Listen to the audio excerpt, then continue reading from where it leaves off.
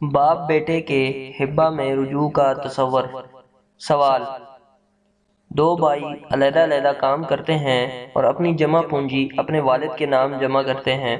اب چونکہ دونوں بیٹوں کو پیسوں کی اشد ضرورت ہے، لیکن والد دونوں کو ان کا مال واپس نہیں کرتا۔ دونوں کا کہنا ہے کہ وہ ان کے اموال کو فضولیات میں صرف کرتا ہے، اور ہم اس بات کے خوف سے کہ والدین کا رتبہ عرفہ اور بلند ہوتا ہے، شرعی اور قانونی کارروائی نہیں کر سکتے۔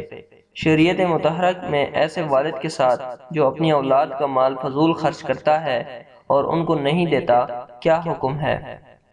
جواب: واضح رہے کہ اولاد اور والد کے املاک ایک دوسرے سے جدا جدا رہتے ہیں، اس لیے بیٹے جب اپنی آمدنی والد کو ہبہ کر کے ایک مرتبہ باقاعدہ دے دیں تو باپ کی ملکیت ثابت ہو کر اولاد کو رجوع کا حق باقی نہیں رہتا۔ اس لیے مسئولہ صورت میں دونوں بیٹوں کی والد کو دی ہوئی رقم واپس نہیں لے سکتے، مگر یہ کہ والد خود ان بیٹوں کو کوئی چیز دے دے تو الگ بات ہے۔ والد کی فضول خرچی کو رجوع کے لیے سبب بنانا ایک بہانہ ہے جس سے والد کی ملکیت متاثر نہیں ہوتی، کیونکہ بیٹے باپ کو دیے ہوئے مال میں رجوع نہیں کر سکتے۔